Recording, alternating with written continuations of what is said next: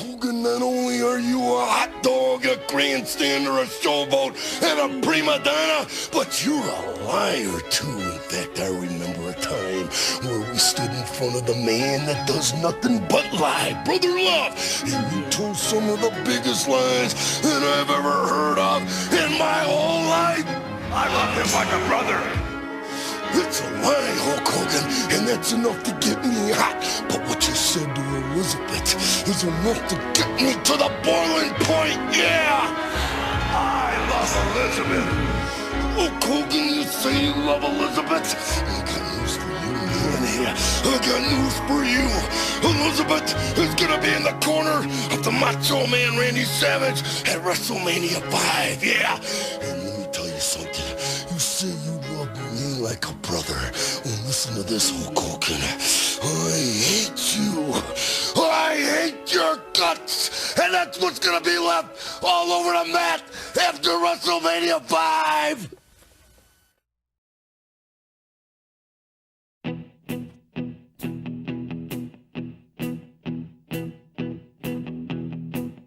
When I wake up, well, I know I'm gonna be the man who wakes up next to you.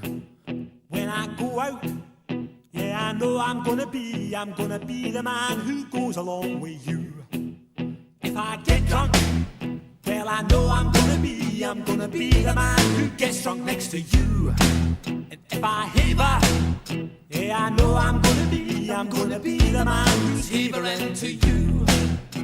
But I would walk 500 miles and I would walk 500 more to be the man who walked 1,000 miles to fall down at your door. But I would walk 500 miles and I would walk 500 more to be the man who walked 1,000 miles to fall down at your door.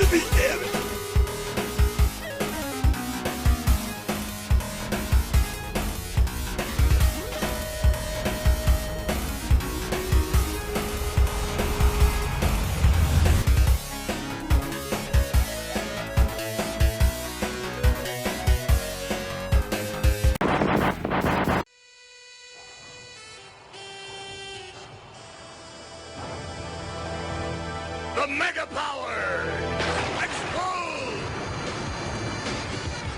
here at WrestleMania 5.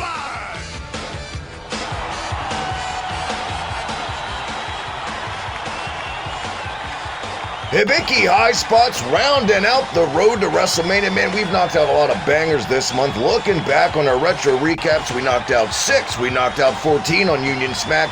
This time, I saved the best for last. A very special guest, a grand return, the almighty Optic Decay is in the house. What's going on, man? Welcome back. By all means, where can everyone catch you, your show, all that stuff you want to plug, merch, any of the goodness? How are you? How's it going? Oh, shit. I'm doing all right. Despite all the things in the world, just hanging in there, doing my thing. Doing the Morning Decay still, 9 a.m. Eastern Standard Time on my channel, which is youtube.com/the whatever Optic K. and I'm doing a lot of stuff on Twitter, and I'm just trying to do my thing, man. For sure. And these tough times, guys, go over there, check them out, give them a sub, buy a shirt, buy a mug, anything you got to do. And it's good to have the other half of the Morning Decay on the channel now. Recently, Broski's joined the channel, talking some promos from the past. But man, we got a smorgasbord of retro promos and goodness to talk about today, because this one takes the cake. But we'll get there in a second. Before we do, follow me on Twitter at the HIBIKITMD. That red button right down below. Hit it, subscribe. All the goodness, retro gaming, pro wrestling, heavy metal podcast, Terry Bollea, impromptu press conferences, every nerdy funny bone on your body. We're gonna tickle it. wearing gloves. And unionsmack.bigcartel.com. Get a shirt, get a book, get all the goodness. WrestleMania 5. My goodness gracious. Returning to Trump Plaza. Obviously, it's the first time Mania's ever gone back-to-back somewhere. The Mega Powers explode. There's so much drama. One of the best, maybe my favorite build to this day was the Mega Powers. Maybe just it's nostalgia. That's my childhood. In a nutshell, was this pay-per-view. You got the Ultimate Warrior losing for the first time. So much happened on the show, but so much meh also happened on this Mania. And we find ourselves a lot with these older Manias, Optic. A lot of meh. I feel like 1 through 6 or 7 was a lot of meh. Yeah. I mean, it definitely like it was like going back all the way to the very first one. It was like, it's the Executioner, and like no heat, no crowd, like giving a shit. No, nobody. Everyone just kind of all right, we're waiting for Hogan. Yeah, it always blew my mind, speaking of that too, why they didn't just call him Playboy Buddy Rose, because I mean they were bringing in guys from the territories anyway. People would have known who he was somewhere more than the Executioner. It's your biggest fucking show you've ever done, for Christ's sakes. Anyway, that's another podcast. I believe that was a contractual thing, but we'll get to that eventually someday. Mania 1 and 2 are definitely rough watches. For me, they don't really start getting watchable the whole way through until 3, I feel like.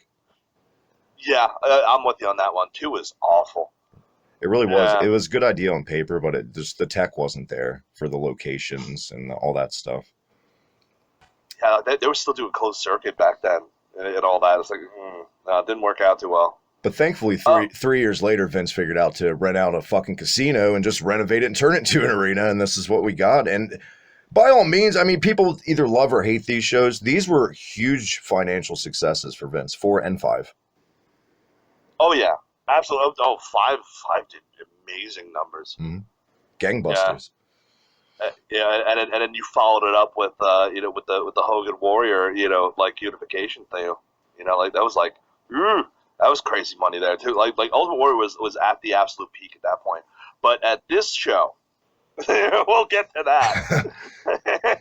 It's crazy to me too. Like they did such good business for 4 and 5, and within the next year, they were fighting in January of '90 with the cable companies for most companies to carry WrestleMania because a lot wanted to drop it, and I still don't know fucking why to this day. Makes no sense. Sergeant Slaughter's champion. That was 91. I mean, this is a year later with Hogan and the Warrior and companies already wanted to drop it. And wrestling was in the golden era. That's why I'm so blown away. It's like, was Crockett trying to sabotage shit here? There's got to be a podcast out there explaining it. Either way, what's the first thing you think of when you think of Mania 5? What immediately comes in your head, Optic?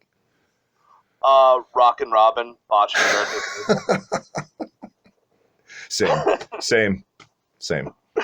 No, especially since I saw it in its original format, not the severely edited network cut or the VHS cut where she had to start over. Yeah, and even worse, like the anthology DVD cut where even the theme musics are dubbed over on top of it. It's even more brutal.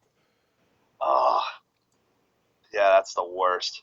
But it was just the like having her come. Like I don't know why they would do like they couldn't like every year they always get some kind of a musical guest to do the America the Beautiful, and that's hey, I get it. Yeah. Even this year they had a montage of all these great acts that did the song, and she was left out. They didn't throw this in. Yeah, they were just like, oh, there's no real women's match. So why don't we just put Rockin' Robin DX band from Mania 98 when they did their alternative version got the snub too. Remember when the crowd booed them when they were done? Yeah. God, I remember that. That was funny.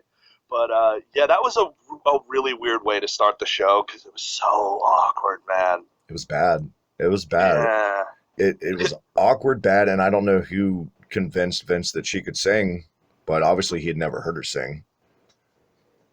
I think they did it to humiliate her at that point, because at that point they were really starting to phase out the women's division of things. Like they were kind of in that phase where like a lot of the people that were there, you don't have Wendy Richter anymore. You don't have like Sherry wasn't really wrestling anymore at that point. I mean, she did a few matches after that, but it was one of those things where she wasn't really regularly doing it anymore. Yeah. So what were you gonna do? You had her, and I think she was even the champion at the time. I feel I'm like not it exactly sure. peaked with like the Spider Lady screw job in that era of that division. I think that was the peak. And even though Sherry won it after, it was never the same as when Richter held it. Okay, I just saw she was in fact the women's champion at the time, and they just didn't have any women's matches, so they were just like, all right. It's pretty bad when Leilani Kai isn't even available. You know? Yeah. What happened to her? There's got to be an original cut of this somewhere that exists to how they have to literally restart the song. There's silence. She misses her cue completely, and she doesn't even give a fuck about covering it up. She just stands there like goddamn statue and waits for them to restart it. Vince had to be losing his fucking... I can only imagine the veins at this point. Already 2 minutes into the show, not even, in Vince's neck. Oh, man. Yeah. Well, I think that that was made up for by the match that immediately followed, which was Hercules and King Haku. King who? You mean King Tonga? Well, yeah. The announcer called him King Tonga. We're so botch heavy that always, even as a kid on the tape, this stood out to me because it's so botch heavy. Like 5 minutes into the show, so many botches. Yeah, just stepped right into that. Like went from that and just kind of went, King Tonga, and it's like, no. This was definitely a Fink brain fart because he said from the Isle of Tonga, but you've done it. Every human being has done this in a conversation where you're thinking a word, but then you say that word accidentally when you didn't mean to. That's exactly what Fink did here, you know? Oh, I do that all the time. Exactly. Yeah. But it was like one of those things because at the time it was they just made Hercules face, but they didn't know what to do with him. So it was like, okay, he's. I noticed that like most of the heels in this show were managed by Bobby Heenan. So it was like, oh yeah, Bobby Heenan versus everybody. Or Jimmy. Jimmy was out there like 3 times, I think, 3 or 4. Oh God, I only remember him once. Wow. Just how much I actually remember from watching it. I could have swore he was out there. Yeah. I think any key ingredient to turning the guy babyface has to be.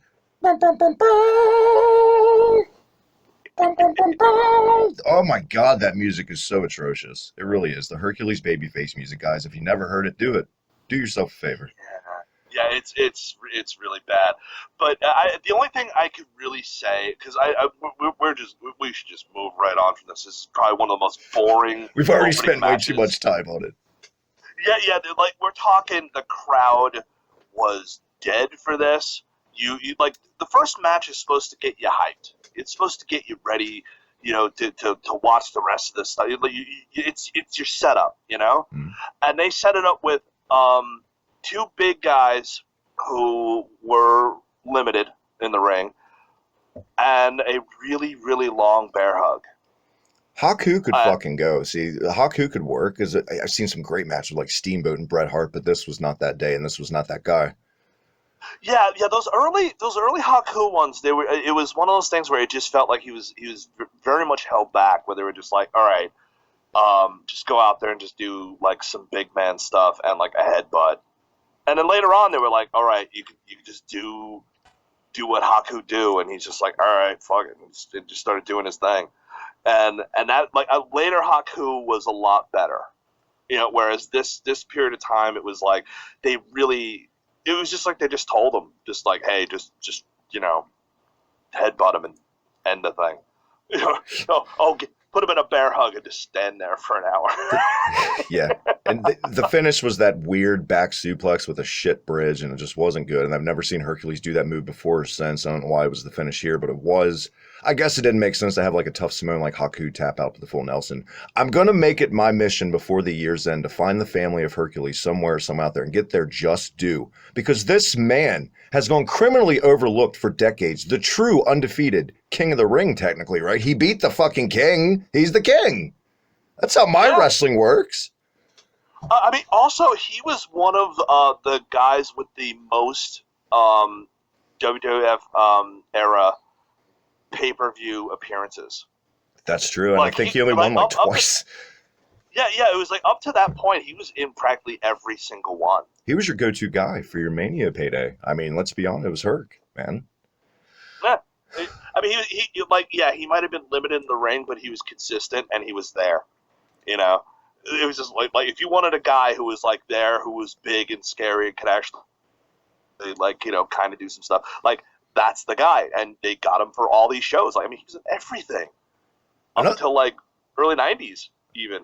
Another match that's actually everything to me, if I ever one day make a top 5 underrated WrestleMania matches, this would be on there. This was a great fucking little banger of a tag team match, and I think it showcased the way both teams should be showcased. It was a David and Goliath effort on the Rockers and these big immovable fucking monsters. The right team won, and my God, that powerbomb in '89 from the Boss Man to Shawn Michaels when he jumped off the top was nasty to this day.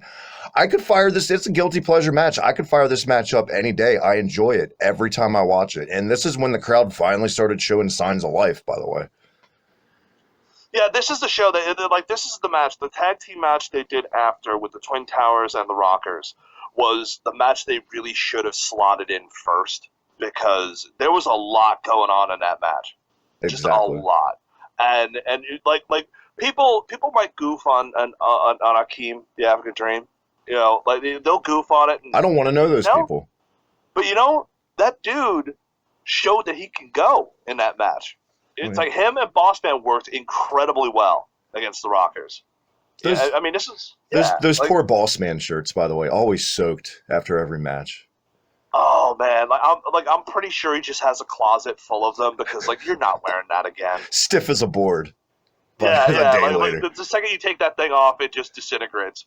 No, this was the Twin Towers, man. They were right there in the main event angle with the Mega Powers leading up to this. They were being pushed to the moon, but after this, it just kind of took a fart, and they never really cared again, and they turned Boss Man a face a year later when these two fought. The tag team fought at WrestleMania 6 in like a 30-second match. But no, would you recommend this match to people, Optic?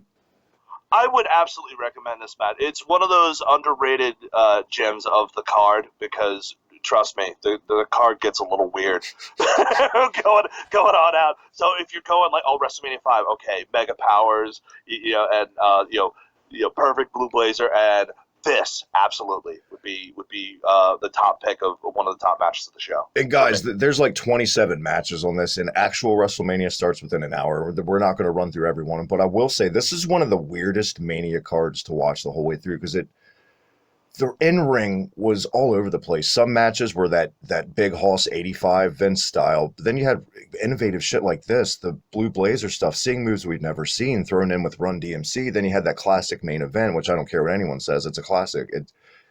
This pay-per-view really is eclectic, if you think about it.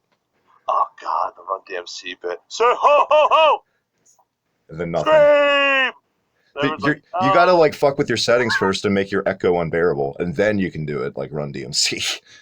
Yeah, I'm not gonna do that just for the sake of your audience. WrestleMania. God. Oh God, that was so bad. It was. That was so bad. But I mean, speaking of bad, was how they were wasting Ted DiBiase. I liked the promo. I loved the promo. It made sense with Henry Kravitz and Donald Trump and his people, but there was nothing. There was no incentive for this. It was Brutus the fucking Barber Beefcake. As much as we love Ed Leslie, come on. I mean, it was. I mean, I'm very. It's like with Brutus the Barber Beefcake. It's like it's just that long storied history and all 19 gimmicks of his. I'm just like, I couldn't get into him. Like, I knew he was Hogan's bud, but it was like, I don't know. I was never really into him that much. But Ted DiBiase, I really liked. Leading up to that, you had the basketball challenge where he kicked the ball out from the kid's hand and stuff, and doing those little things. And like, this is the point where they just debuted on this show the $1 Million Championship belt. Like, that was the whole lead up to that thing was him getting doing that belt. And they could not make me care at that point, because they'd so pushed him down the card where it's just like, I think the thing with Brutus always was Vince had Vince's ear so hard, and Hawk had Vince convinced that because Brutus had that Hawk dust sprinkled on him, he was above an Intercontinental guy now. He was an attraction. Like, you could let him off on his own now. Let him go. And the thing was, no, he needed that Hawk dust still. It was too early. And if you're going to do this, it had to be a title match, which they tried the year before with Honky Tonk Man, which sucked. But he was not there, and he would never got there on that. He's an attraction, which they hope now, a year later, when it was Jake and DiBiase for the $1 Million belt, Jake was an attraction. There's a guy who's an attraction. Yeah. Totally different. But yeah, it just didn't work. Jake was, my favorite Jake is heel Jake. Yeah, face Jake was a little hit and miss to me because it was mostly like, no, I want this guy to do horrible things to people. Right. Because I really liked it when he did horrible things to people. Like Randy Orton in a way, kind of now in this era, you know? Yeah, exactly. Okay, this is the next one. I only have one thing to say about it, but Shoot. What the hell was up with I forgot which bushwhacker it was grabbing the Rougeau junk. It was Bushwhacker Dick. No, I think it was Luke who grabbed it. Yeah, it was going up for the thing, and it's like it's clear that he could see where his leg is, but no, he gives him a little shaky squeezy, you know, like right in there, like. And I'm like, that's got to be a rib. What, you ever heard the story about Dennis Condrey shoving his dick in another man's mouth as a rib? I mean, it's the wrestling business. Oh, Andre the Giant used to jam his fingers into people's assholes. Like, in the match. Like, he did it to Hogan. He did, like, on WrestleMania 3. He fucking rammed his thumb right at the hole, man. This one felt like more of a case of nerves, maybe is what it was, or mistiming. Either way, he got a good old tug in. He got himself a handful, man, and he was off to the races. He was open for business. Yeah, it's like the match was not notable except for that one part, because I was just like, oh dear. This forever, when tape trading was a thing, Optic, we're about the same age. You remember the days in the 90s when tape trading was a thing, and before, like, the massive boom of the internet, this was the holy grail of cult-like things you'd catch in wrestling. This, the blowjob spot from WrestleMania 6 and the test of strength with Warrior and Hogan, shit like that, is we felt like little archaeologists discovering these little ridiculous treasures, and this is one of them. If you've never seen the Rougeau Brothers Bushwhackers Dick Tug of Death, do yourself a favor and find it right now on YouTube. You can. Somebody took the time to clip it. I guarantee you. Oh, I mean, they used it in an OSW episode. They used it. They use it a lot. Whenever they talk bushwhackers, you think the licking people thing and the little squeezy. You know. Here's my question: how would the licking children thing go over in 2020 before coronavirus even? I mean, especially now, I'm like, oh my god, like they'd be in prison. Yeah.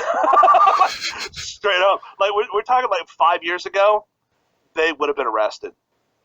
You know, they would just, no.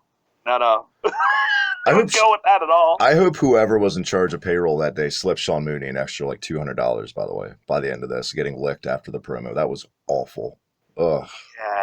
Yeah, that was... This guy was a legit news reporter before this, by the way. Just like Michael Cole was a war correspondent, and DX used to give him fucking wedgies like his first year. No, I just love how Michael Cole went from a war correspondent to the boss of the company scribbling on your soul patch with a Sharpie. Yeah. Fucking wrestling, man. Only in goddamn wrestling. Maybe boxing. Yeah. Blue Blazer. I mean, no, wait. I want to talk about the amazing vignette, whatever you want to call it, of Mr. Fuji being in the WrestleMania 5K in full tux. This was heel's gonna heel. This was great because it was obviously cheated. There wasn't a drop of sweat on him. He just waited to cut into the last minute. It's Mr. Fuji running a 5K. How could anyone not watch this with a smile on their face by the end of it? Oh, I love that. Yeah, it was part of like that was like the early version of like Access, where they would do like the fan day thing. This was the brunch, right? Something. Yeah. They would do like a little fan day thing where like people who paid a little extra would, you know, be able to like hang out with the wrestlers for a day, and they would do like little thing that just watching Fuji like do that little ding, ding, ding, like run, and then it's just like whoo, he's covered in runners, like he disappears totally, like when they catch up to him. And then like when they go away, it's like there's no more Fuji. He's gone, taken away by the waves in the ocean. Do you remember the shots they would show from this brunch and Access, like fans meeting like Jake Roberts, who looked completely coked out, Jim Duggan, who looked completely coked out, and then they showed the Bushwhackers covered in eggs, eating breakfast, covered in eggs and sausage and shit. It's awful. Yeah, that was really good. Like, they are probably some of the grossest eaters I've ever seen. How were them and Bastion Booger never in a stable? Yeah, like that. It's just shocking because just seeing them sitting there with their paper plates of eggs, and then chewing with their mouth open, and Lord Alfred Hayes is trying not to laugh. like trying to talk to him, and they're just like, Paper plates too. They spared no expense for WrestleMania. Yeah, I mean, yeah. This is before they did all the fancy stuff that they do. Well, as of last year, because this year they didn't. But yeah, like just how far they've come from just paper plates in a tent. Oh my god, I'm literally crying right now. Another thing that broke my little fucking heart as a kid was the breakup of Strikeforce on this show as they took on the Brainbusters in a pretty much a nothing little house show match that, on paper, that should have been a fucking 5-star goddamn classic, those two teams, you would think, right? Oh yeah, it should have been a lot better than it was. I mean, even the Demolition promo, leading up to it was really odd because, like, okay, Demolition were always they were the shouty, tag team. They would do that thing, but they would at least be somewhat slightly coherent, Yeah. And this one, by the end of that promo, I'm like, I don't understand a damn thing they're saying. Like they got to be on all the pills at this point. That's actually a match. That's a match I can review in 2 seconds. Even though I was talking about the Brainbusters one, the Demolition and Powers of Pain handicap tag match was boring as shit. It was a waste of fucking time, and of course Fuji was going to eat the pin. Oh wait, I totally just blanked on that. I blanked on. I think you went back a year, and Demolition and Strikeforce is what happened. I think you traveled in time. I skipped ahead right to the Powers of Pain match. I'm sorry. It's all good. There's a lot of shit to get excited about on this. That's how much I thought about. I mean, even though Arn and Arn was on that show. Like we had the instance of as OSW put it, the Aloha Arn. Right. That was where that comes from. Yeah. But to me, I thought because I was never really I never really got Strikeforce. It was just like, okay, it's Tito Santana and you got Rick Martel, right? Rick Martel was much better as a heel.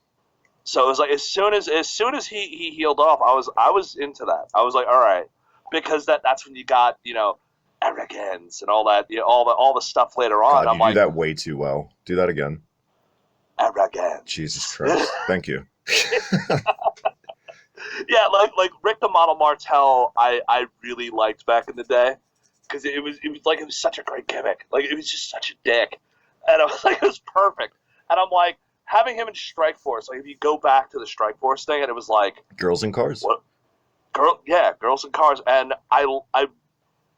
but my mind goes blank on them all the time. It's just like because it's like Tito Santana. It's like he was one of those dudes where he was in he was in that first WrestleMania against the Executioner.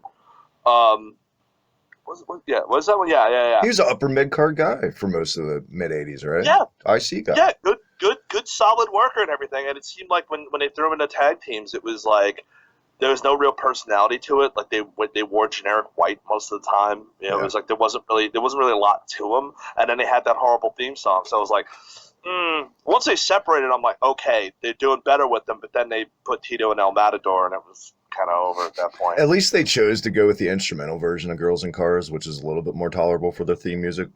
I always kind of referred to Strikeforce as the Kmart connection because it's like Tom Zink is like that actress who was the one daughter on Family Members. One season she was there and one season she wasn't. They just replaced her. That's what happened with the Can-Am connection. It was the Strikeforce and the Can-Am connection is the same goddamn thing.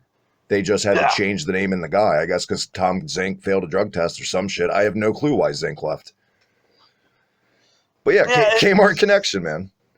Yeah, like that's why I always blank on them. It's like, oh, like this happened, and then I just skip ahead to a different fucking match because I'm just like, that was so because it was mostly like that match really just seemed to serve the only purpose of look, Martel quitting on Tito, right? And you just brought in the fucking Four Horsemen, and this is what you're doing. Yeah, they didn't really throw a lot of heat on the Brainbusters. It's like, dude, they were perfectly serviceable. They were getting their shit in. They were doing their whole, and it was like, all right, good. Arn is selling perfectly. Like everything's going good with that. And then it was mostly just to go, oh look, I think he's quitting on Tito. What a bastard. I think the They didn't Brainbusters care. is like one of the first cases of where Vince tested guys who jumped ship from another company. Like he didn't really do anything with them for like 4 to 5 months. Then they got their title. You know what I mean? They were like Survivor Series '88, the Brainbusters, but I mean they were just on Superstars more or less until they got their title win from Demolition. Yeah, I personally really loved the Brainbusters because it was just like they were very. It's kind of like when you look at like the Revival, now, well, before they ruined them on the main roster, but like we're talking NXT version, where you're like, all right, I can get into this because it's very no nonsense. They get out there, they do their thing. There's not a lot of character going on, but a lot of what they're doing is kind of. We're getting our stuff in the ring, and I appreciate that a lot more because it's like they're actually like doing it, and it's very. I mean, come on, Arn's Spinebuster. Exactly, and that's what made the Horsemen elite too, because they could be those promo guys if he needed them to be. They were like they checked all the boxes, except the in-body guys. I mean, you saw that.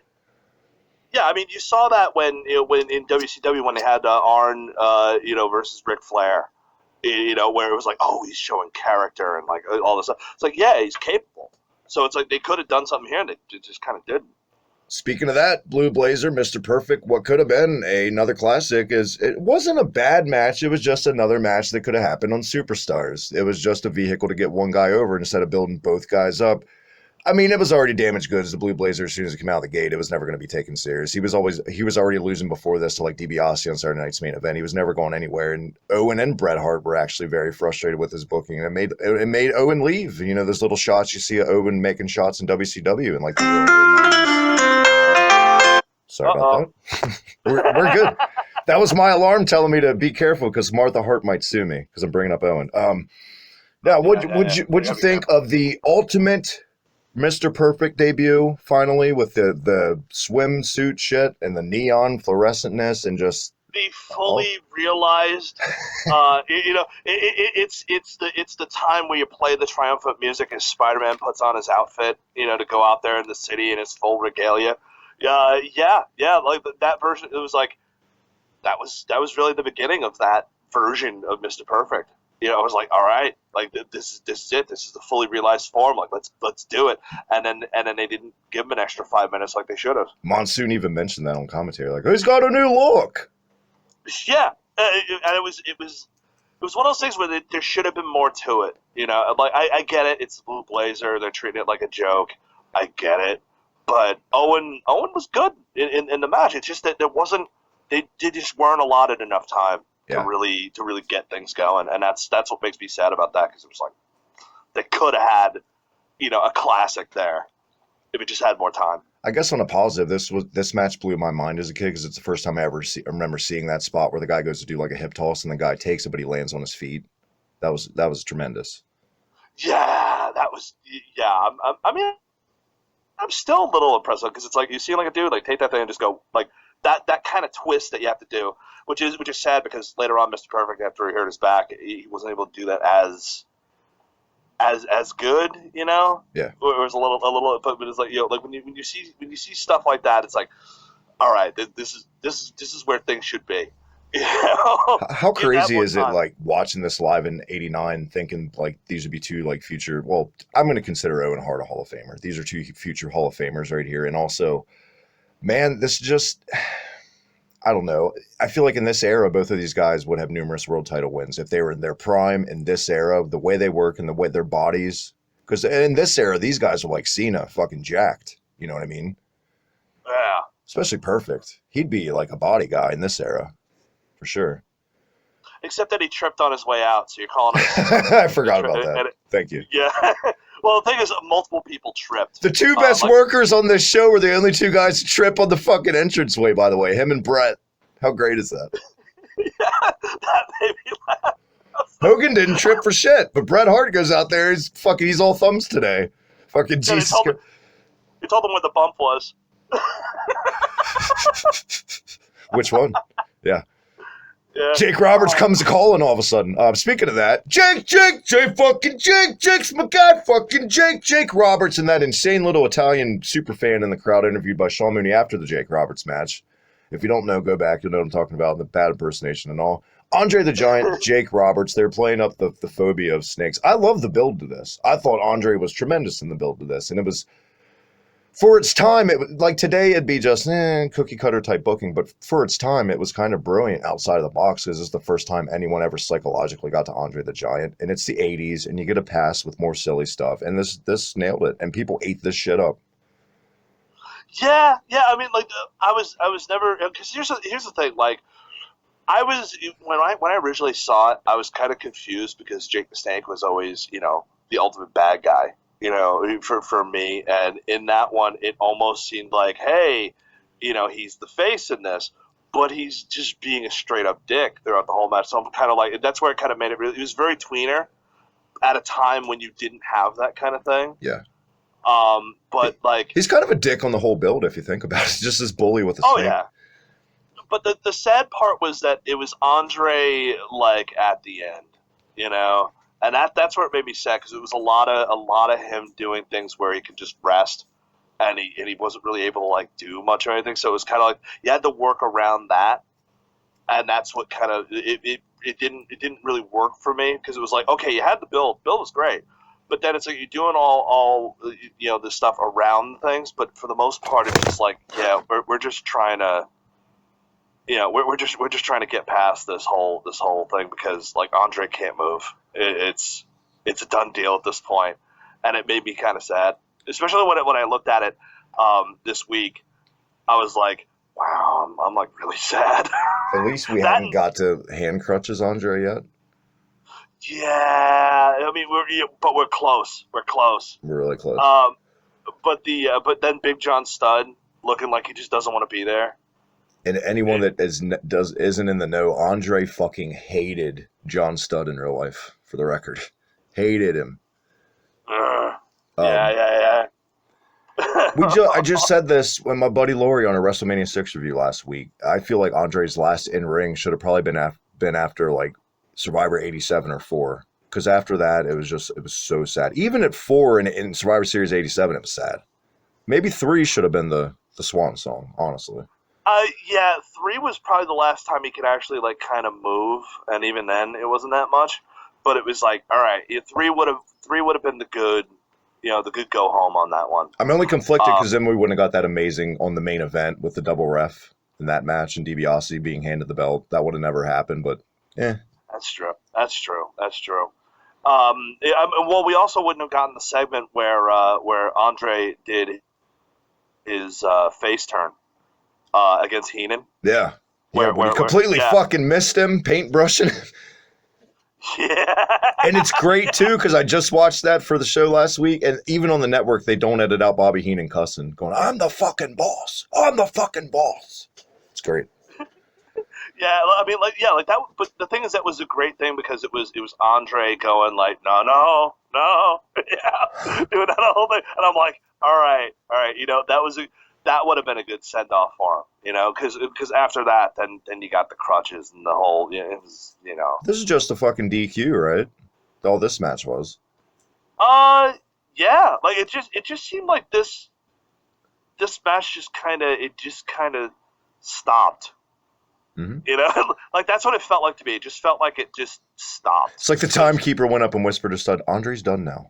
You're done." It just stopped. Well, it was like, I mean, you had you know, Damian Stolen, you know, in the middle of the match, and Jake getting Damian back, you know, and the whole thing. By that time, it was already kind of over. It was okay, throw the scared of a snake thing, and you know, and that was kind of it.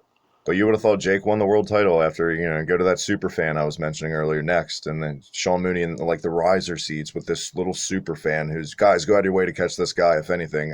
That's the only thing I'd watch out of this match is the fan after it, honestly. Oh, yeah. The fan was probably the best part of the match. He's the best, Jake. Oh, my God. So hyped. So much cocaine. Speaking of hype, let's tie two bows in one little segment here because they're both essentially the same thing. They weren't wrestling segments. It was Morton Downey Jr., Brother Love, and Roddy Piper. Honestly, the Run DMC concert, I'll sum it up in 2 seconds. There was too much echo. The crowd couldn't understand it. They were dead, and it was terrible. Correct? Fair? Yeah, it was a lot of people very confused because I don't think they really did the sound correctly in the place. For this whole show. All they were really getting was just like three guys that they were vaguely aware of because nobody really seemed to be into it. Just going ho ho ho, doing that whole thing, and you're like, what? And it was literally a front row full of just blank faced Karens and Chads going, what? Nothing. Yeah. And the thing with Morton Downey Jr. was Morton Downey Jr. I don't believe was a big nationwide known thing. Like he was Syndicated. the precursor of your Jerry Springers and stuff that were more of a national thing. Morton Downey Jr. was mostly like local, for the most part, especially for the tri-state area. Like we knew him here, but then when I used to go down south, when I was a kid, they would never heard of him because they would just they didn't play it down there. So Morton Downey Jr. was not a thing for a lot of people. It wasn't everywhere. I mean, he might have been known being on the news when they talked about trash TV and stuff, but for the most part, he was just a guy that smoked. Yeah, it's not like they had fucking Sally Jesse Raphael or Phil Donahue out there taking bumps, Yeah. It should have been Sally Jesse Raphael out there taking bumps for Piper. My God. And Roddy Piper was one of those dudes where Roddy Piper, I like his promos, right? But not a lot of them are great. Especially in that whole thing where he really just kind of sat there and got smoke blown in his face until he fire extinguished the dude. But Betty Davis knees. Yeah. You got them Betty Davis. He loved his 1940s fucking references. Betty Davis. Yeah, it's like dated references, local TV guys that weren't known in many places, and then Brother Love. It's like, okay. For what it's worth, I thought Bruce Pritchard was fantastic in this. He was what he should have been. I mean, it was that era of over the top, so I get it, but I didn't have any problem with Pritchard in this at all. He did a really good Piper impression. Oh my God. So many impressions, but Piper's one of his better ones, for sure. Well, let me tell you, Yeah, Jesus Christ. Oh, man. I mean, the Roddy Piper here was just not the Roddy Piper that was there at the WrestleMania with where he fought Bret Hart for the Intercontinental title. You took the words out of my mouth, but you went a little further. I thought you were going back. This was not the Roddy Piper, even with Adrian Adonis in his retirement match. This was cookie cutter Roddy Piper, movie star Roddy Piper, long hair, friendly Roddy. Who the fuck is this guy? This isn't Roddy goddamn Piper. Yeah, this is the guy they were just like, hey, we'll pay you this much to show up at this time for 5 minutes. Oh, okay. Mm-hmm. This was Goldberg 2020 Roddy Piper, pretty much. Yeah. This is post hip surgery Roddy Piper. This was I'm about to film the pilot of Tag Team with Jesse Ventura that's going to fail before it's even released. Roddy Piper. Dude, I wish that show went to series. I really wish. Did we only get a movie, or did we get episodes out of that? Or just a pilot? There was a pilot that was made, and I believe most of it is on YouTube, because I did see chunks of it, because I know there was like a commercial for it and a couple other things, and it was amazing. Like, it was better than 15 no holds barreds. Yeah, like, I was so down for that show. That's beyond God tier. That's like Zeus tier. We just made up a tier. Yeah, hey, there you go. It happens. By the way, speaking of Jesse, I love the impromptu for no fucking reason. Fink introducing him, and he just poses on the balcony. It was great. And the gorilla like, you're gonna sit down or what? Like, so good. Oh, man. This was the pay-per-view, too, I think, where Jesse had the soundbite in the main event, where that terrible autobiography movie that aired on NBC on Jesse the Body in the 90s, which Brian Zane and other people have reviewed, where he makes the line about it's the American way to cheat, and he got a lot of fucking heat for that line at the time, which is considering now, that would be nothing, But was it like it's okay to cheat if you tried and failed? Something, but like but I think he got the heat because he made it the American way. Was like the way he tied the bow on. I was like, God, that was heat back then. For fuck's sake. Oh, back then. I'll give you a little thing because I'm a bit older. There were a lot of people that were very, you get it now, but like back then, it was one of those things where Cold War was still kind of going, and a lot of it, you're just like, You say something bad about America, someone's gonna punch you. Yeah, it's true. And this was a guy who was, what, a SEAL, a former retired SEAL, a future governor. And that line. I mean, I liked the line. It made sense for his heel character to say it. It totally made fucking sense. And it wasn't even really, just... Yeah, I mean, if you really think about it in like today's context, it's like, and? Like what's wrong with that? Because he said far worse since then.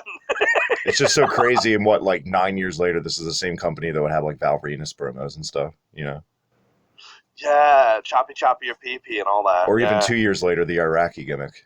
You could even go. Oh, God, yeah. We should review that one sometime. But let's review this one, because I've been waiting to talk about this one. Bobby Heenan versus the Red Rooster.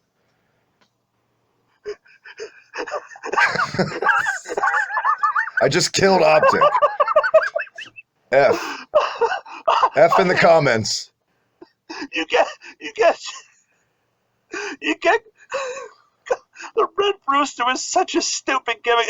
Like the promos, man, where he'd be talking about how he was gonna go back and hang out with his hens, and he'd do his fucking thing with his head.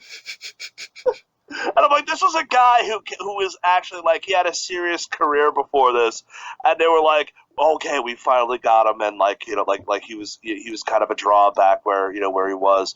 Hey, I know, let's take some red dye, put that on top of his head, kind of spike that shit up, and just make him move his head like like the fucking like a goddamn chicken. Like he's sucking a dick. Because I still think to this day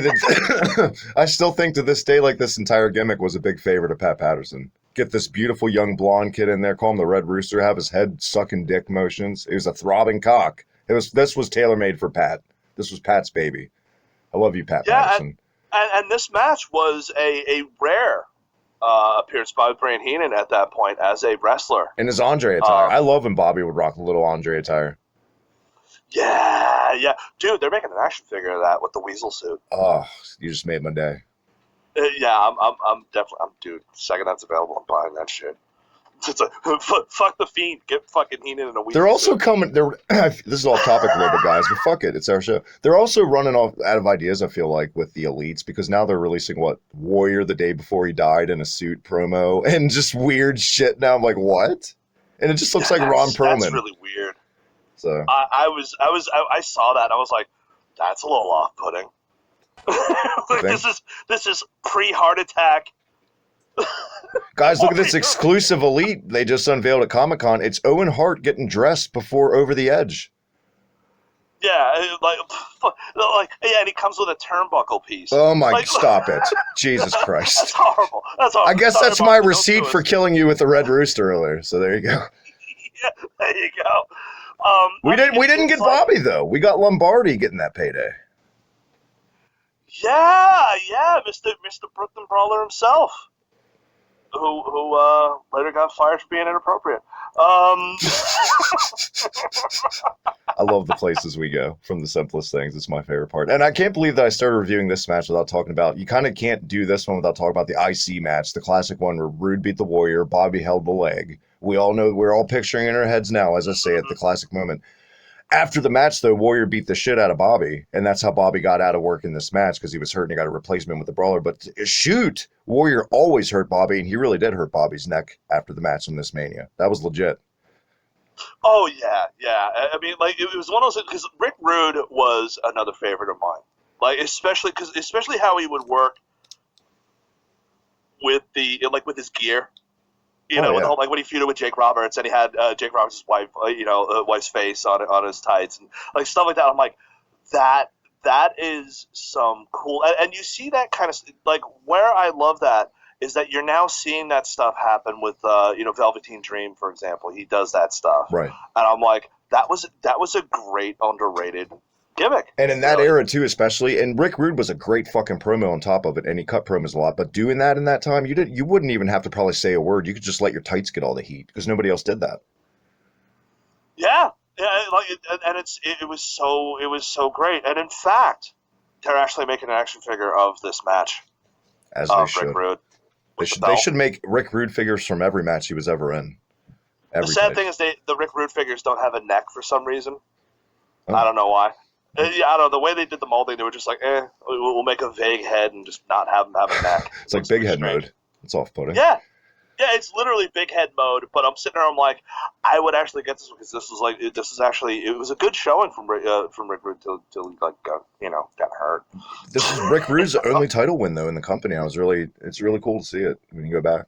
He deserved it. Yeah, like he was that guy who was there, and he always put on a good show, and he put on a good show against the Ultimate Warrior, who really Ultimate Warrior. Limited as hell, really limited, right? But there's one thing that you'll know. I'm going to go completely on the side on this one. When Ultimate Warrior comes out, he's got a little baby boner. He does. I know what you're talking about. Yeah. When he comes out and he's doing the thrusting and the whole thing, and I'm just like, that man has a baby dick. Or it's overcompensation of either socks or a cup to lack thereof from all the juicing. Either way, that's off-putting. I admit it. It was a whole thing where I was just like, that is really, it stuck out to me.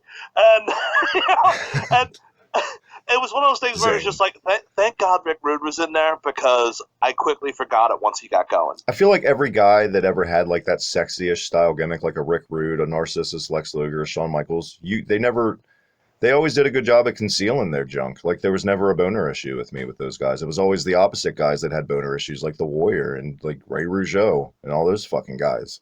And Iron Sheik. And Sheiky, baby. Sheiky 9 inches. Too Cold Scorpio. His shit was down to the top of his boots. For Christ's sakes. Yeah, you're right. This did go off topic. I'm sorry.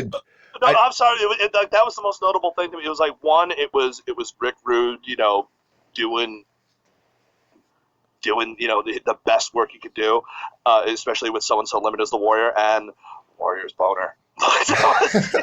Hashtag Warriors boner. New shirt in the store this year, guys. My God. Yeah.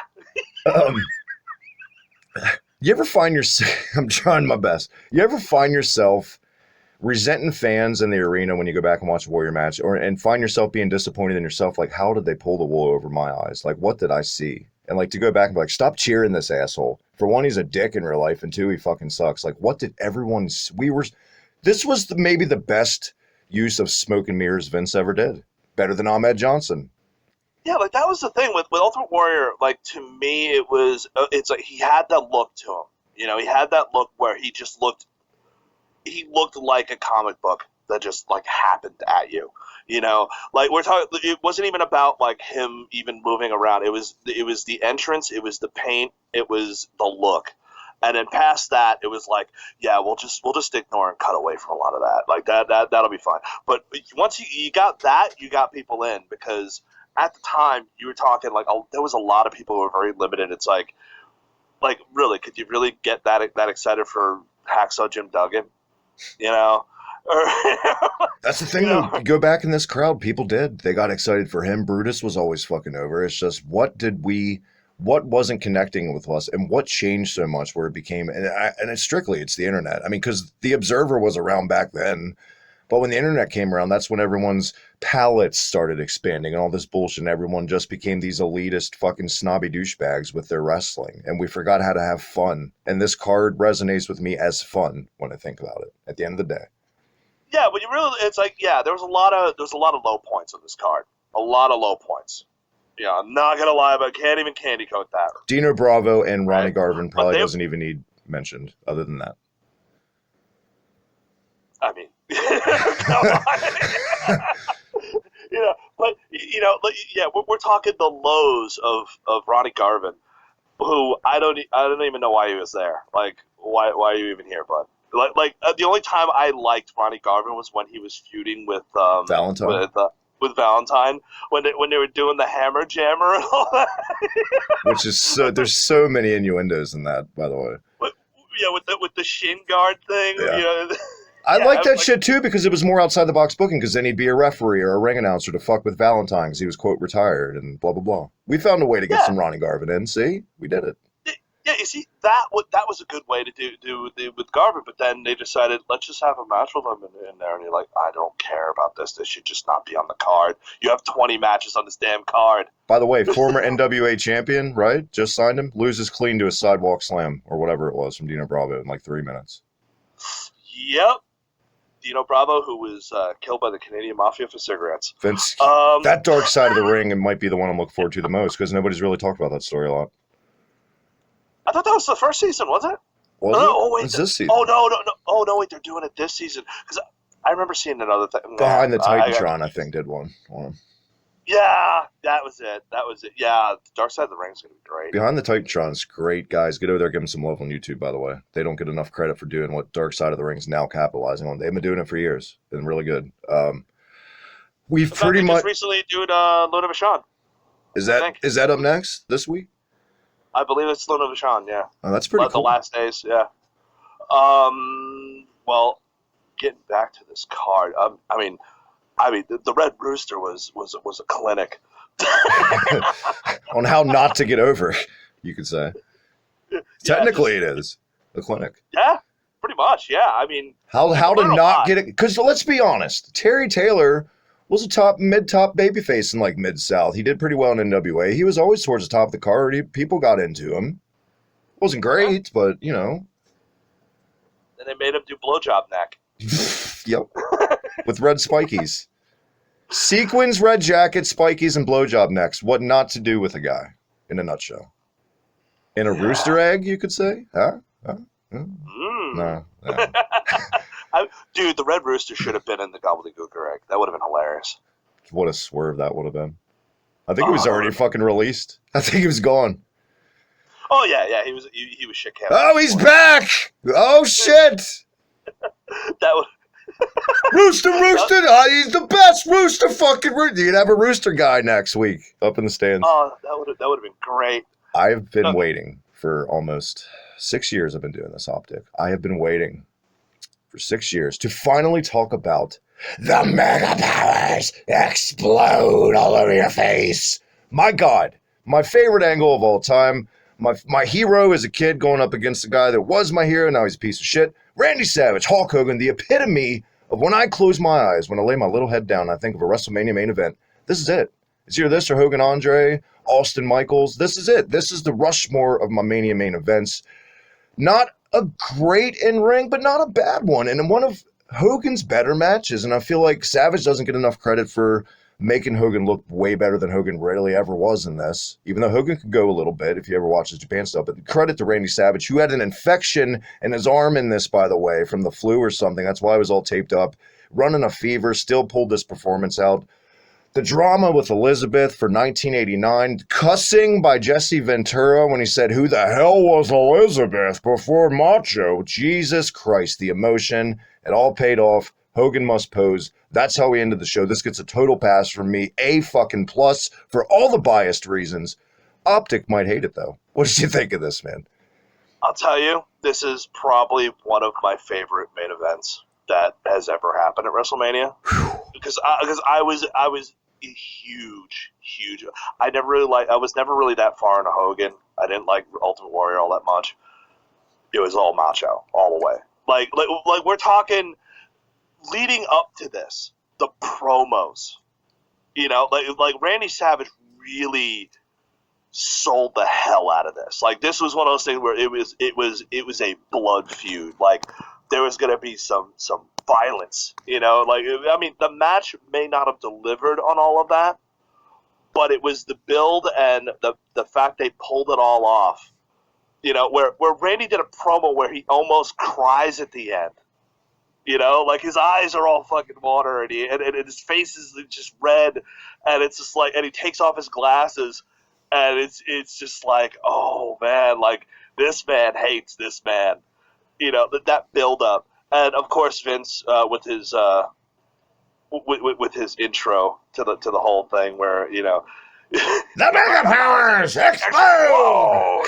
Yeah, and the sex jazz. Oh, which they've heard on the intro to this, by the way. I hope you guys enjoyed it. Oh man, that sex jazz! I mean, dude, they should have still used that now. That's how great it was. Sex jazz, fade in 80s synth, off to the races.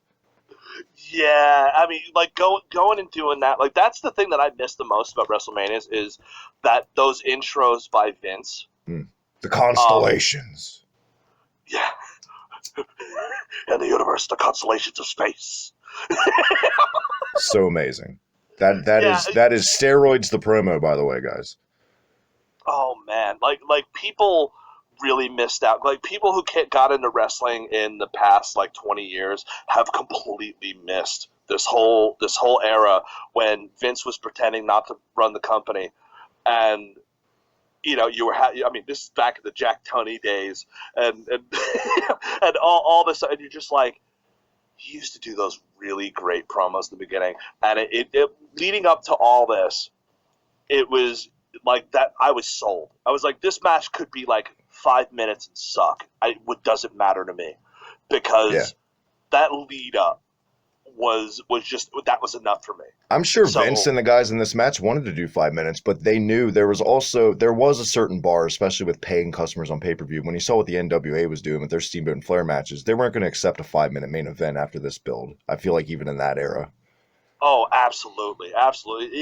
It was a good enough length to the match, and like Randy made a lot of great points, and especially when they would do those interspersed like things where like when they were doing the recaps of stuff, where it was like where they would show the clips of Hogan hot dogging and grandstanding, and doing this whole thing, and you're like, you know what? I totally get why Randy Savage doesn't like this dude. They booked this a year ahead of time from WrestleMania 4. This was totally in the plans because Hogan, took time off to film No Holds Barred, blah, blah, blah. You could see it in every pay-per-view where they tagged up to this. They were planting seeds, and it was brilliant the way they did it. And it was such subtlety is what made it brilliant. The little looks from Savage, the little jealous looks, which would get more intense the next pay-per-view, then the next one, and finally that blow up on Saturday night's main event and shit with... And by the way, to this day, every time I watch Savage getting thrown on Elizabeth's body, she looks like a fucking corpse. Like she just lifeless. She sold the fuck out of that. She took that fucking thing 100% flush. He fell right on his wife. Yeah. It was just like it was long-term booking at its best. By the way, I just realized what I did with the corpse and Elizabeth thing. I apologize. My bad. Go ahead, Optic. Covered my ass. I mean, the little aside to this was they did do a no holds barred promo. Yeah. In this, and Jesse Ventura actually had a really he cut a little promo on Hogan. It was great. It's just like you want a job in Hollywood? You can mow my lawn. Now he's coming into my territory. Yeah, he was pissed. Yeah. It's like. That whole thing, because it was like it all tied into this whole thing where Hogan was gone for a bit. He was filming a movie. He was doing this whole thing. But while they were doing that, they were keeping this thing going and keeping that booking nice and tight and solid for this whole entire year.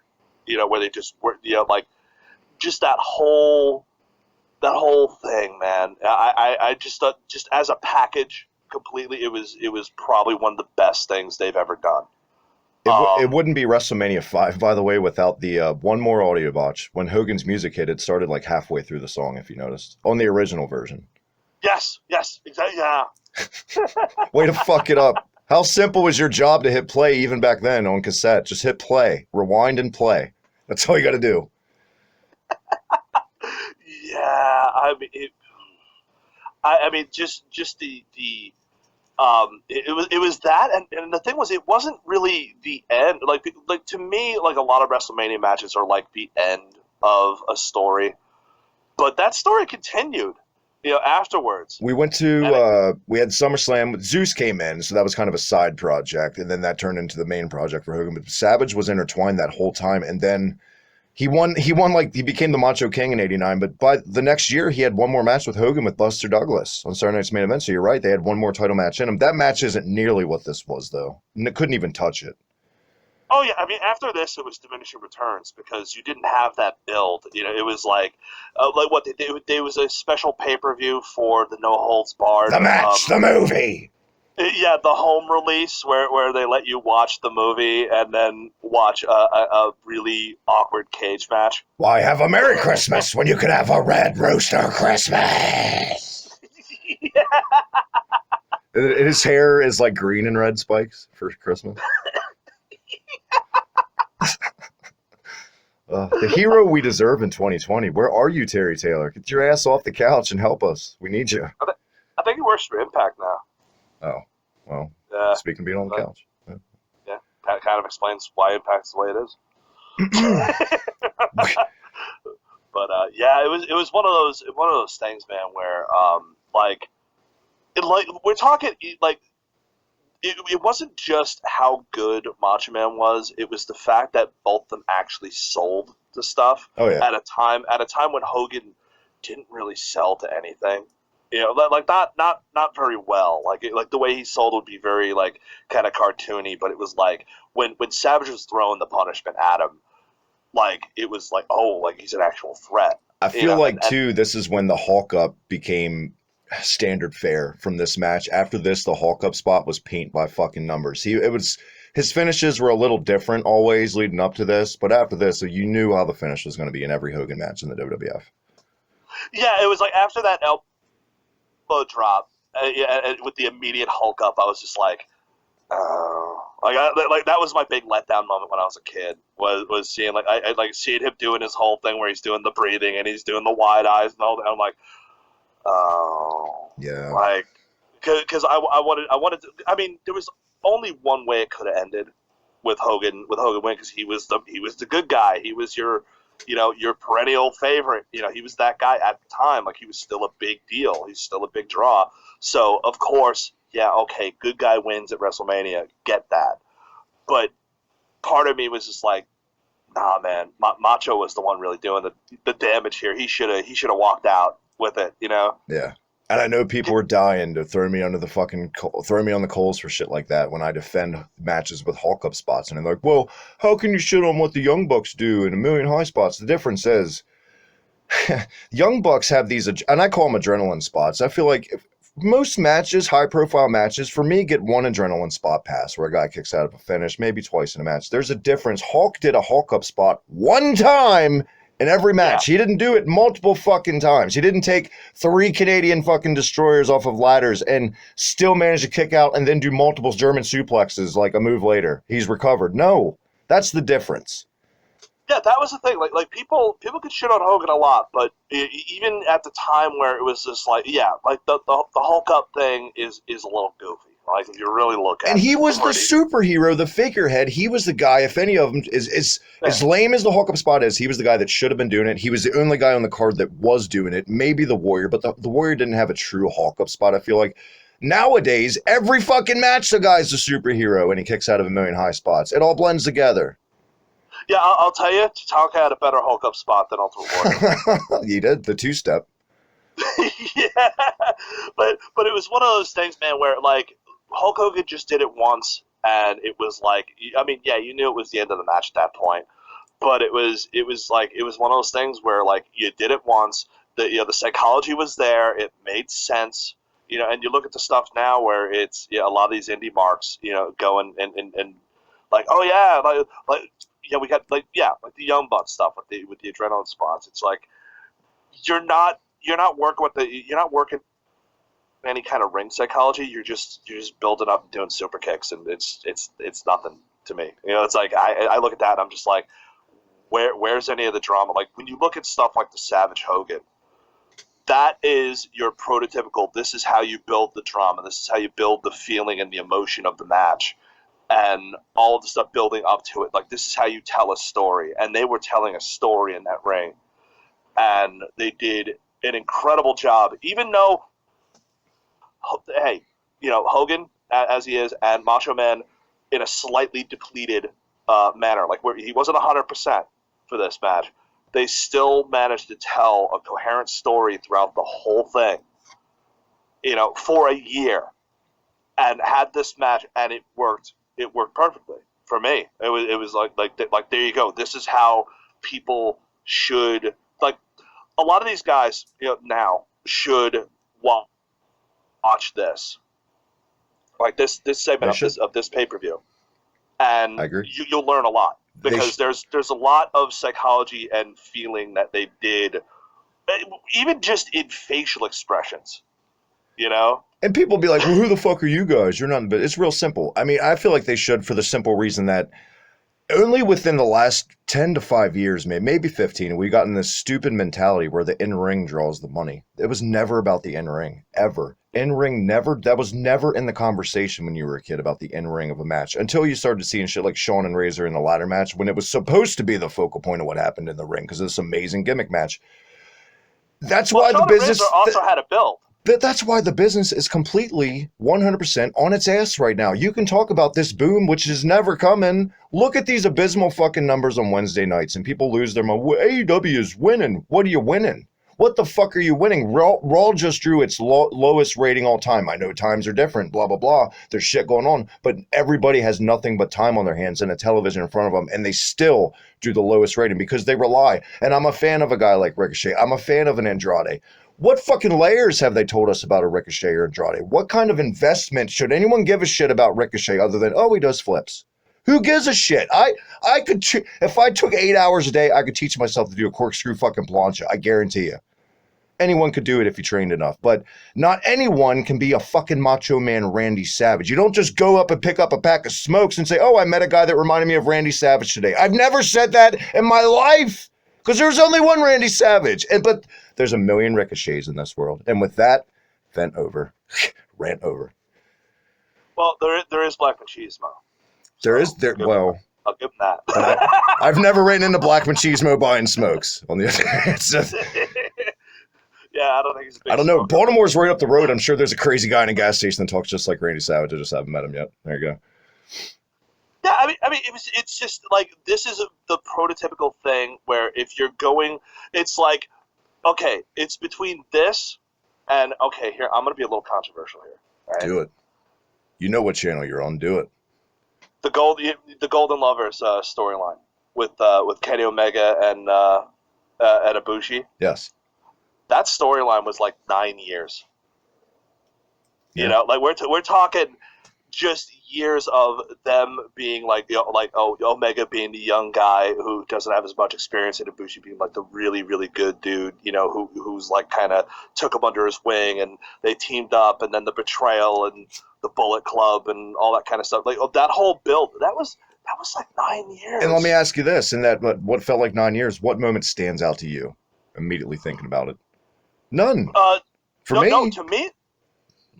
No, to me, of that was actually when they were doing a beatdown of Ibushi, like the Bullet Club was doing a beatdown, and they were like, hey, Kenny, like, you know, get your shots in, you know, and it was like they would do all these little things, but it was like watching that kind of stuff.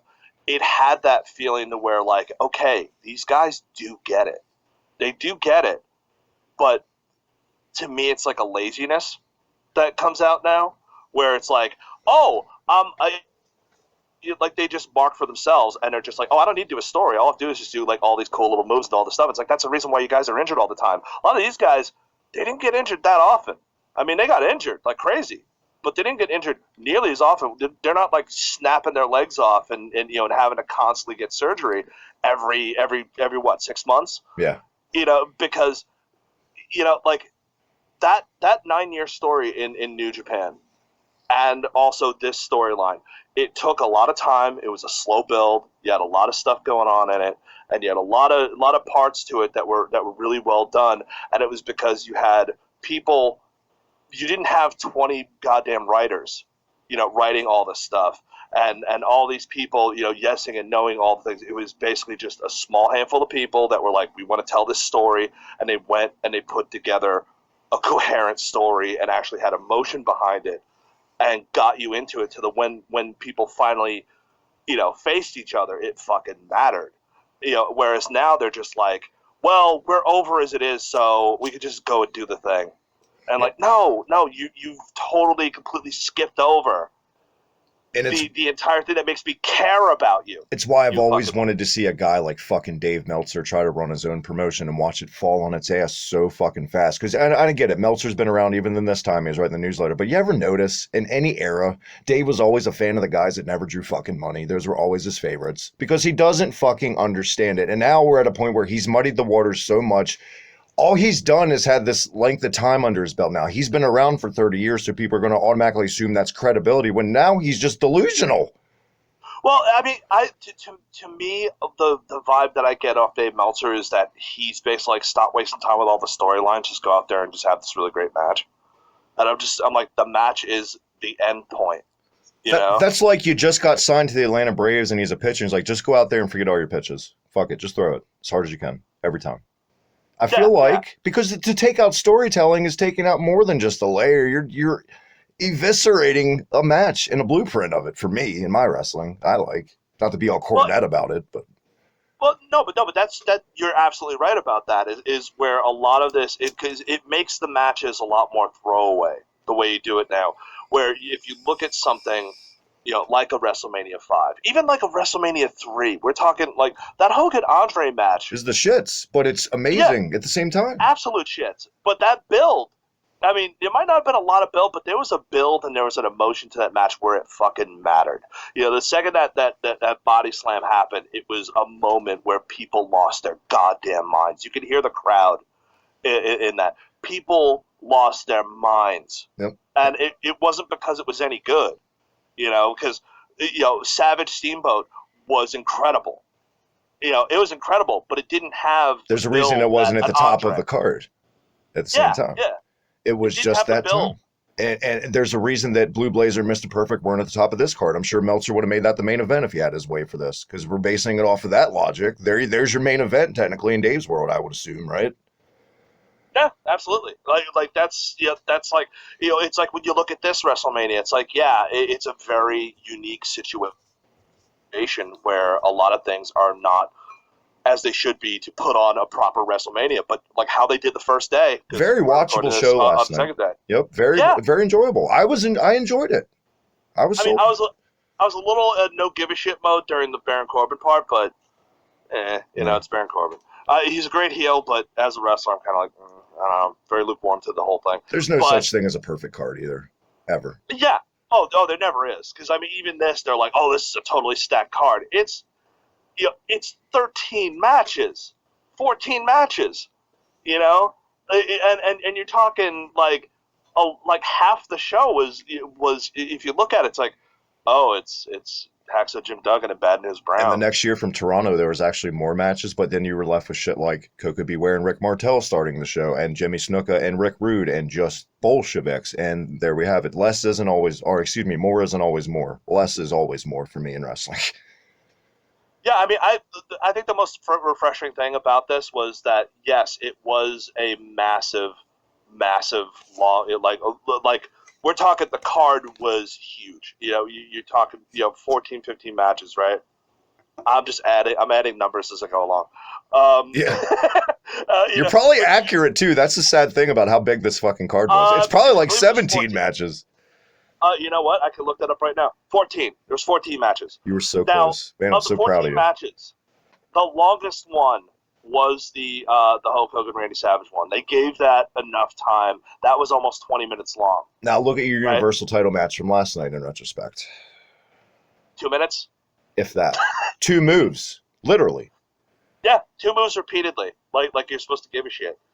I mean, like you're talking like the average match time was about 5 minutes for like most of the rest of the show. So you're talking, I mean, yeah, you had the Beefcake DiBiase, that was 10 minutes long. It was, wasn't it? Oh. Your Rick Rude Ultimate Warrior was about 10 minutes. And that one felt like less than the DiBiase match. Thank God for Rick Rude. Brainbuster Strike Force, that felt like 3 minutes to me, and that was almost 10 minutes. Wow. Yeah, like we're talking like a lot of these things. Like we're talking like now you have like, I mean, like what was it? Last year's WrestleMania was like 9 goddamn hours long. Yeah, I was there, unfortunately. Oh man, I was hyped to go, and then the main event came. Like, can we just leave? That's a shoot. it's rough, and it's just like there's a value to doing like because like we're talking the old WrestleManias. You're out in 3 hours. That's what was so great and refreshing about last night. When it ended, I'm like, really? I still have energy to do this show. Yeah, so it's like when I look at things like this, it's like WrestleMania 5 is the type of thing to me that really lasted for me because when you had the good stuff, it was possibly the absolute best stuff. Like when you're talking that Hogan, Macho Man, that feud, that build, that whole thing. Like if this was the blow off, I'm fine with it. It wasn't. I mean, it went for diminishing returns later on. And and then Sherry Martel got involved, and Zeus, and it became a whole thing. Even though I did like it once they got the Hogan thing out of the way, Macho Man as the Macho King, feuding, for a bit with. I actually kind of liked the feud with him and Ultimate Warrior. It wasn't terrible very long until the match. I love the attack at Royal Rumble. That was nasty for 91. Savage beat the shit out of the Warrior with lights. The whole like I went to the doctor, they had the jewel in my head, I told them to sew it in. Yeah. It was like, holy shit. Yeah. Yeah, I mean that's when you started getting a lot more supernatural with that stuff, because that's when like you're leading into characters that debuted like Papa Shango and of course the Undertaker and like just all that stuff like leading out to there. It's like it was that weird time where you're transitioning into that new era. And this was like those last couple of years where it was like this pay-per-view was like the end of the rock and wrestling to me.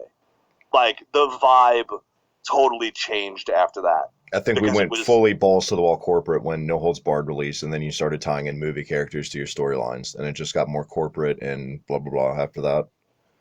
Yeah, absolutely. Because it was like when you had that match it was like once that match was over. And Hogan's doing his thing. You're like, yeah, this seems to be about it for like this whole era. Like they had a cartoon show before this and like all this other shit. You're like, no more of that, bud. And after this, they were always trying to find a guy to take the mantle from Hogan.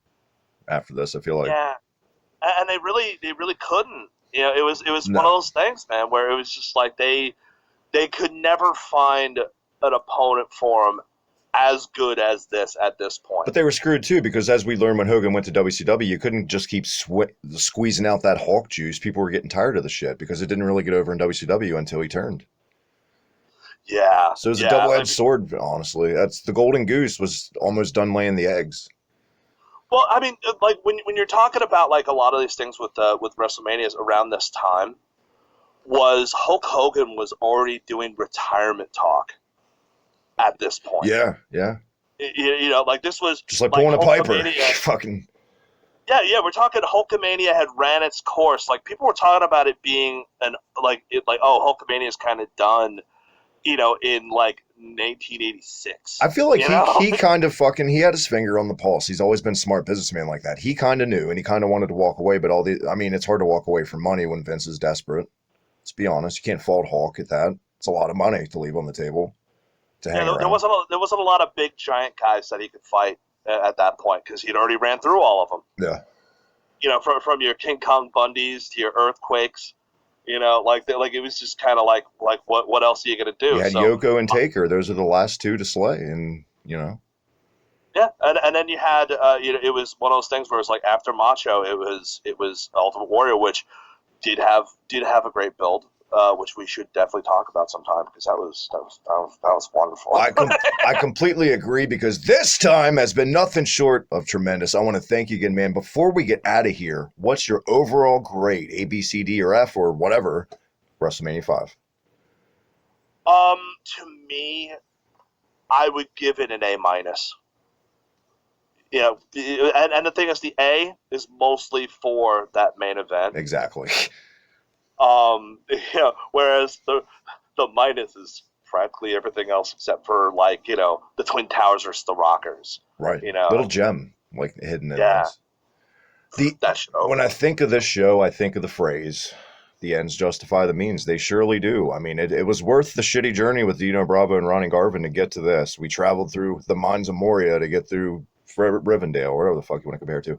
The main event made it an A- for me too. I got to go kind of about the same route as you, B+, A-, whatever. Had that main event not been on this card, I shudder to think what I would have graded it. Man, Optic, thank you so much, my man, for doing this, coming on. Always a blast to have you back on the channel. Can't wait to have you back again. Until then, one more time, where can everyone catch you, Broski, the Morning Decay, you, social media, anything else you want to plug away, my friend?